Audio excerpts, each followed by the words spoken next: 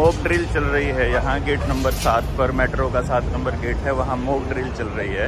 ये जो 8 के लिए मॉक ड्रिल है जा सकते हैं, चल रही है। नहीं सर, गेट संख्या 8 उधर है सर, गेट नंबर। और ये बंद करके यहाँ पर इधर नहीं जा सकते सर, वो आगे गेट से ये लोग क्या करेंगे फिर ये देखना है। ये यहाँ किसी को अंदर नहीं घुसने दिया जा रहा है। अच्छा, कमाल की बात ये है कि आज 3 तारीख है और आज ये मॉक ड्रिल की जा रही है। तो मुझे ये समझ में नहीं आ रहा है कि जो मॉक ड्रिल है वो बिना पब्लिक के कैसे होगी। यानी आपने मॉक ड्रिल कर ली, मॉक ड्रिल में आपने पाया कि अगर कहीं पर कोई संदिग्ध वस्तु मिलती है तो हमें क्या कैसे बिहेव करना है, हमें अगर कोई ऐसी चीज़ है जिसमें कोई संदिग्ध पार्ट है तो उस पर कैसे बिहेव करना है, ये सब चीज़ें तो हमने देख ली। पर आप बिना पब्लिक के कैसे करेंगे?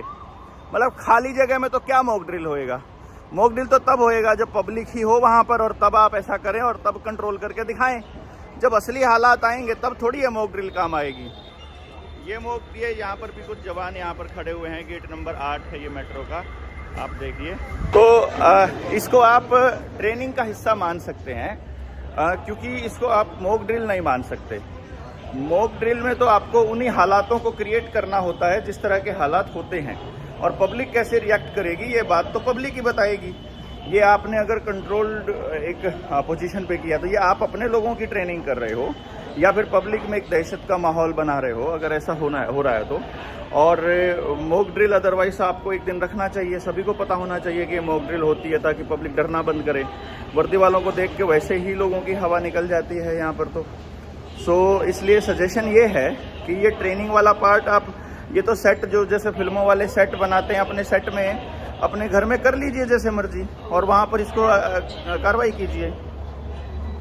इसके बाद देखा फिर हमने एयरपोर्ट के ऊपर भी वही ट्रैकिंग इसी तरह का जो एक मॉक ड्रिल होते हुए, और फिर उसकी वीडियोस नहीं बनने दी, तो उसके अंदर भी यही सब चल रहा था।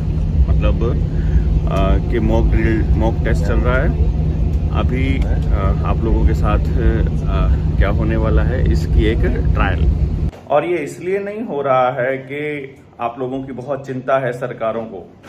ये जो आतंकवादी हमले होते हैं, अभी तक तो आपको समझ में आ जाना चाहिए कि जो 9/11 का हमला हुआ, जितने कश्मीर में आतंकी हमले हुआ करते थे, और जो अब देश के अंदर हालात बन रहे हैं, ये केवल पब्लिक को, जनता को कंट्रोल करने के लिए बन रहे हैं।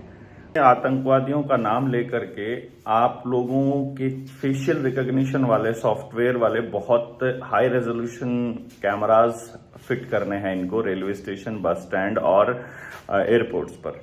उसका पर्पस भी आतंकवादी नहीं है, उसका पर्पस भी अपराधी नहीं है। अपराधियों को तो संरक्षण दिया जाता है, वो तो संसद में बिठाए जाते हैं। अभी देखो ना, ब्रजभूषण के बेटे को भी टिकट दी गई है। और बाकी इसी तरह से आप लोगों ने देखा होगा कि अपराधी तो राज कर रहे हैं अपने ऊपर। तो जनता को दबाने के लिए ऐसे नियम और कायदे कानून लाए जाते हैं कि उनके लोग कुछ बोलने लगे। जैसे सुभाष चंद्र बोस हैं, अब वो या दूसरे क्रांतिकारी हैं, वो लोग सरकारों से कैसे टकरा पाए जब वो ट्रैवल कर पाए।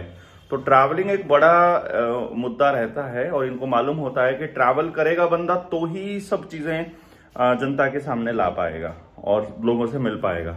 तो ट्रैवलिंग रिस्ट्रिक्शंस रहे मैक्सिमम ऐसे लोगों के ऊपर जो जनता को जगाते हैं, इसी के लिए ये सब किया जाता है।